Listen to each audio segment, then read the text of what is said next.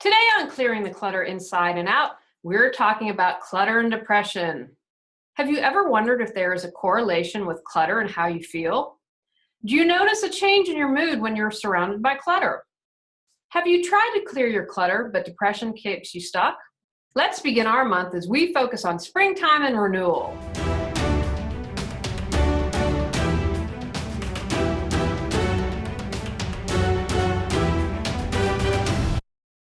Ready to clear your clutter and share your gifts with the world? Every Tuesday at 1 p.m., join award-winning professional organizer, author, and certified life coach Julie Coraccio on clearing the clutter inside and out, as she teaches you how to navigate the waters to declutter your life. Julie Coraccio destroys the box and examines clutter in all areas: physical, mental, emotional, spiritual, energetic, relationships, health, finances, and more.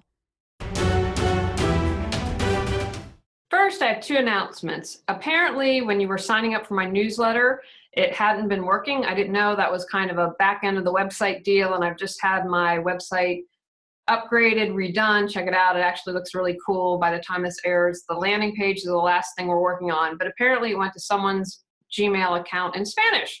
So if you signed up for the newsletter and didn't get your 10 free steps, I apologize. That's all been cleaned up.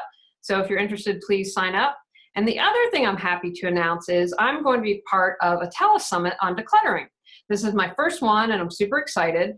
And I will be speaking Monday, April 10th at 1 p.m. Eastern. If you go on my website under events, you can find out more information. It's free, and it'll tell you where you can sign up. So lots of good stuff. Check it out. Technically, it's spring here in Raleigh, although I have to tell you I'm shooting this on a Saturday, and Thursday it was 75 degrees and I was in shorts, and it's Saturday afternoon and possibly we're going to have snow tonight or tomorrow. So all my daffodils are going to bite the dust, but we're going to go ahead and talk about spring anyway. While spring is really a wonderful time for many of us, it can also be hard with people who are struggling with depression. Clutter can cause depression, and depression can cause clutter. I say this almost every time I do a talk because I believe it's really important to recognize it. In doing some research, the UCLA report that I'm going to mention later in the episode might not agree with me, but you know I take a holistic view of clutter, and inside clutter is affected by outside and vice versa. So I do believe clutter can cause depression. Clutter causes a general dampening of brain function, among other things, and sitting and being surrounded by clutter day in and day out doesn't feel good.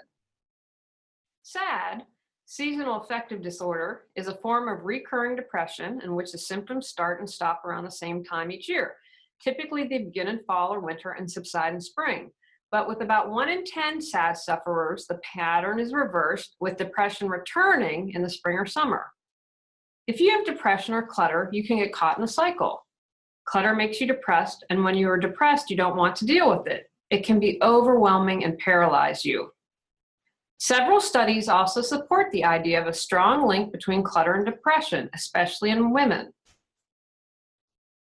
In a 2012 UCLA study investigating the connection between clutter and depression, life at home in the 21st century, researchers found that women surrounded by too many physical objects in their homes had higher levels of cortisol, often called the stress hormone. Men, on the other hand, are not bothered much at all. But that doesn't mean that some men aren't bothered. So when you're listening or reading about a study, take it with a grain of salt and always bring it into your life and see, does this fit for me? Ask if it does, and if it doesn't, then let it go. If you are clinically depressed, I suggest seeing a licensed therapist or psychologist. This episode is not going to be able to support you if you have severe depression. I have been depressed in my life, but this was never to the point that I needed medical attention, so these suggestions are geared more towards those times in your life when you feel depressed and unable to get a lot done. If you're feeling depressed now, know that it will pass. Again, unless it's severe depression where you need to seek medical attention. So, what can you do? Here are my suggestions. Number 1, ask for support. Ask friends for help. What can your family or friends help you with? Make sure you are asking friends and family that are non-judgmental. It's really important. Some friends and family are great at certain things and not so great at other things. It's really important that they aren't going to judge you. So be very careful about who you select. Even if you're kind of at a low point, try and be really aware of who you're asking for support. You can also hire a professional organizer to remove the clutter for you and get organized. At this point, you probably won't be motivated to read a book or take a course. Interview and make sure you have the person that's the right fit for you. If you're struggling, ask a friend to be part of the process. Believe that you will find the right person to help you. And if you get some of that clutter cleared, that will help lift your mood. At least I believe so. You also have the option of seeking online support groups. There are some wonderful resources out there. I also suggest praying. This can have a spiritual or religious connotation to you, whatever you feel comfortable with. Pray to God, the goddess, the universe, whatever is your term. Ask for help. When I was living in LA, I had a really awful job. I had a really good job that wanted to expand my horizons, which was not a smart move at the time, and then got another job, and I was miserable. I ended up working for a boss who I would literally spend hours trying to perfect an Excel spreadsheet on things that were like, you know what, kind of the important part is the report. Anyway, long story short, I was in the bathtub crying my heart out, and I just prayed. I was like, you know what, I don't know what the next move is. I feel really stuck, and I was just miserable. And true story. So I had applied for a job months ago, and the woman said, oh my gosh, I love you, but we've already just hired the grant writer, and you are just, it's above your capability. You're too smart to be an assistant. And so I said, oh, too bad. Anyway, hit it off. She called, I kid you not, within a day or two saying, you know what, the grant writer has left. We'd like to bring you back in the interview for the grant writing position. I had never had an official writing position, but I knew how to write. I love writing. And so I ended up getting the job. And I think because one, I'd surrendered and I had asked for help. So believe in miracles and believe that things can happen. No, you are not alone. About 3.3 million American adults have depression, according to the Anxiety and Depression Association of America. Again, even if it's just a short time and you feel really blue for a couple months, I really believe it supports and helps us when we know that we're not the only person that has this. We can keep ourselves isolated if we believe that we are the only one going through this. And again, there are support groups that you can seek out that might benefit you. And this kind of dovetails and leads into my next point. Know that there is nothing wrong with you. When I was depressed, I was angry with myself and felt like I should have been able to stop this. Why is this happening? What is wrong with me?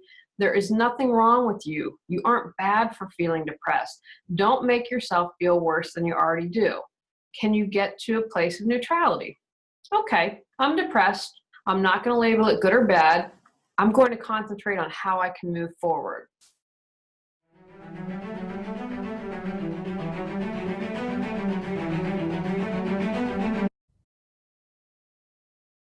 Started to organize and got stuck?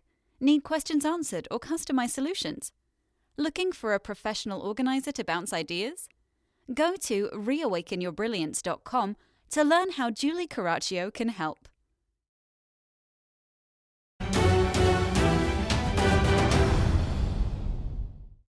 Make a list of all the ways you are awesome, because you are awesome in ways. Do not forget that. Ask friends and family to contribute. Look at this list every single day. Little shifts can add up into big shifts. Remember, we just take those baby steps and keep moving forward. Get moving, get some exercise. Many people believe that exercise is an antidepressant. You'll go on Google, Google's your friend, do some research and see what you find, but get moving. I know when I feel blue, if I get out and hike or go to the gym, I immediately feel better. Express yourself. Sorry, I know I can't sing, but trying to have some fun here. And if you have noticed or are wondering or watching this on YouTube, yes, there is turquoise in my hair. I do have fairy hair. And that's another thing. Go and have fun. Express yourself that way. Getting fairy hair gave me a complete total lift. I got turquoise, and Tony and I were out and looking at flooring, and the guy's like, did you know there was something in your hair? And I said, yes, it's called fairy hair and it's supposed to be there. And everyone else was like, oh my gosh, that's great. Doing little fun things to express yourself, I think, are really important. So how can you do something about that? I also once read that depression is anger turned inwards. I personally believe that. Many times we have no idea how angry we really are. And it can be from something 5 years ago, 10 years ago that we didn't process. Remember, everything's energy. So if we intellectualize it and said, okay, that was really awful that Sue was so mean and nasty to me, but it might be held somewhere in our body. So we're holding on to these things that we aren't really aware of. So get in touch with that. Get in touch with your anger. If this resonates with you, because again, I know everyone is not going to agree with me, how can you express that anger? How can you express yourself? I had a friend, Stinky. He was one of my best friends in LA, and he took me kickboxing, and he got one of those things that he held so I could punch and kick it. To tell you, that's really fantastic. Doing different movement, breath work is really good. I do some breath work now. I know, oh, I'm feeling angry. Scream in your car if you have to. There are different ways you can get in touch with and express that anger. Now, if you've listened to the podcast for a while, you know this one is coming. A mindfulness practice. There are many ways to do this. Again, make it fun. How can you do this that's going to resonate with you, that's something that you'd enjoy and look forward to, instead of something like, oh, I've got to cross it off the to-do list. Start getting in touch with the deeper you. The deeper you, your soul stuff, is never depressed. Your deeper self has that wisdom, has that knowledge, is in neutrality, doesn't see things as good and bad. So get in touch with her or him. Also, I'm going to suggest, see if you can find gratitude each day, because when you realize, even if you're bummed out, how much you have to be grateful for, that can really have a huge monumental shift on your mind. If you're depressed, you can say, okay, I'm grateful that I have this bed to sleep in, because I know that there are people that are homeless. I am grateful that I have food in my pantry and I don't have to go out and get something to eat. I am grateful that my friend called in and checked in with me today. So start building that muscle if you can. Also, people suggest to maintain your routine. So go to your monthly women's meeting. Try and keep up with the activities you do daily. Getting out and seeing others can be incredibly supportive, and doing routines don't let us slip into further depression. If you don't have a routine, consider making one. Okay, when I wake up in the morning, I'm going to say something I am grateful for. I am going to do 15 minutes of walking around the block for exercise, because that's what I can do right now. Whatever it is, start getting into a routine. Journal. I'm a huge fan of journaling and suggest that may help. That might help you be able to get in touch with your anger to see what's really about. It might help you just vent, help you express sadness if that's what you're feeling. And sometimes I found that we start off with A, but it's really about B, C, or D. So journaling is a good tool to help you with that. Open up the windows and doors and get light and a breeze going. Nature definitely improves our mood. Try and bringing a little of it inside. Fresh air and sunlight do everyone good. That's why I'm excited for spring. Get outside if you can. I always try and spend a little bit of time in nature each day. That can really, just a little bit can always shift our mood. When I'm really bummed out, I literally go hug a tree and I ask the tree to just absorb my sadness, my frustration, whatever's going on, and I always feel better. Do what makes you feel good. Once you take that first step to get going, you can build upon that. Put on music that makes you happy. Watch Robin Williams movies. He always cracks me up and I'm always going to laugh at that. If coloring helps you and maybe gets you going, do that. If you can muster up trying to cook a new dish, whatever it is that brings you joy, just take that first little step. Consider quitting sugar. Do your research, but a lot of people believe that sugar contributes to depression. They believe it lessens our ability to cope with anxiety and stress. I'm actually really impressed that I'm shooting the podcast right now, because I am on day 11 of Whole30. And I definitely recommend it. It's not for everyone. It was very beneficial to me. I didn't lose weight. I lost 4 pounds when I did it last year, which was really frustrating. However, I felt really great. I have seasonal allergies and they barely registered when I did it last year, because here in Raleigh, the first 3 weeks in Raleigh, we were inundated with pollen. It's disgusting. It's like everything has a yellow coat and it's just nasty. I'm hoping that we have a lot of rain. However, doing this diet really helped me get through allergy season, and we adopted another cat. And so I'm still semi-allergic to cats. And so part of the reason to do the diet and the motivation was like, okay, we're going to have another cat in the house, and obviously to get healthy. However, I can tell a difference now that I have cut out sugar. You have to read your labels because everything has sugar.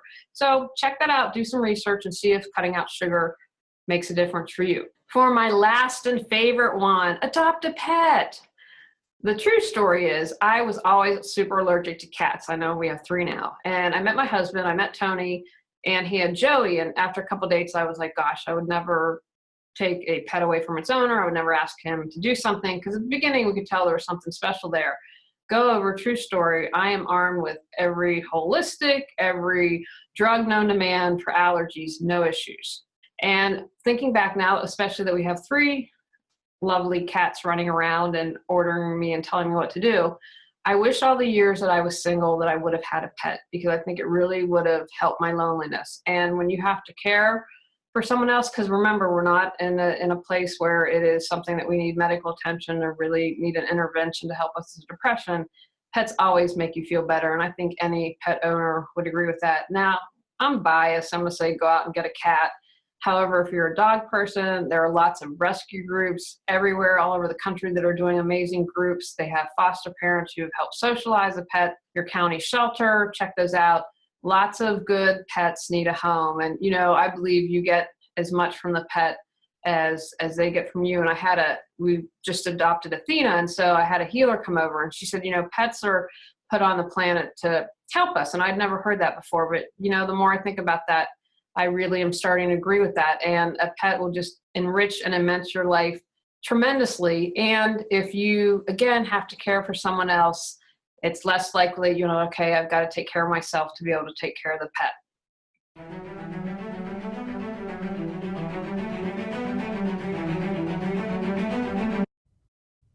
Anxious, exhausted, stressed out, losing your mind, ready to get your life back?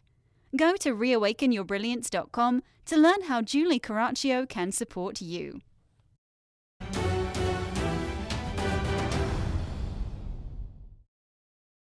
If you know someone who's depressed, I have a few thoughts on that. If they've been depressed for a while, consider supporting them and saying, hey, maybe it's time to seek professional help. Don't judge. I say this all the time when I talk on this podcast. Honor them to feel how they are feeling. At that moment, they can't see the glass is half full, so don't tell them, see the glass is half full. Depression, I've read a little bit about it. In my understanding, it's like if you got a cold. It is a physical medical condition, and that's like telling someone maybe that has cancer, hey, don't have cancer, get over it. So remember that. Don't judge them. Be the supportive system. If I mentioned earlier how I was like, oh my gosh, why can't I get out of this? What's wrong with me? Most likely your friend or family member might be feeling that as well. Simply be there. Let them cry on your shoulder, offer to hold their hand. You don't have to talk. Ask what you can do to help and let them tell you. Don't offer advice. Listen to what they need to help them. Don't minimize their pain. Don't shame them and invalidate what they're experiencing and what they feel. That could cause them to feel shame. Again, we all experience life differently. Don't judge it. Don't tell them how they shouldn't be, and don't minimize it. And finally, as I touched upon a moment ago, don't offer advice. I know that this is challenging for me, although I come by it honestly because my father tends to give advice. And I do it because I want to fix something. If you're my friend and I can help, I want to change it. I want to make you better. I want to solve it. Ask how you can help. If they ask, offer and say what you believe is most important. Well, Jill, I really think what you think is most important, perhaps, and then you could offer your advice. Do it from a loving way. Take actions from today's podcast. Ask for support from friends and family.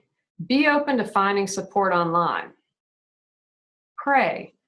Ask for guidance, believe in miracles, and watch for signs. Open up the windows and doors and let sun and wind into your home. If you can, get out in nature. Pick one item you can do right now, whether it is do some journaling, watch a funny movie, or pick an apple over a candy bar. On next week's episode, we're talking about pets. Go out, clear the clutter to create the life you choose, deserve, and desire. Ready to live a more joyful and fulfilling life? Sign up for our newsletter at reawakenyourbrilliance.com and receive a free copy of 10 Steps to Clearing Clutter Inside and Out. If you enjoyed today's episode, please rate and review Clearing the Clutter Inside and Out. See you next Tuesday at 1 p.m.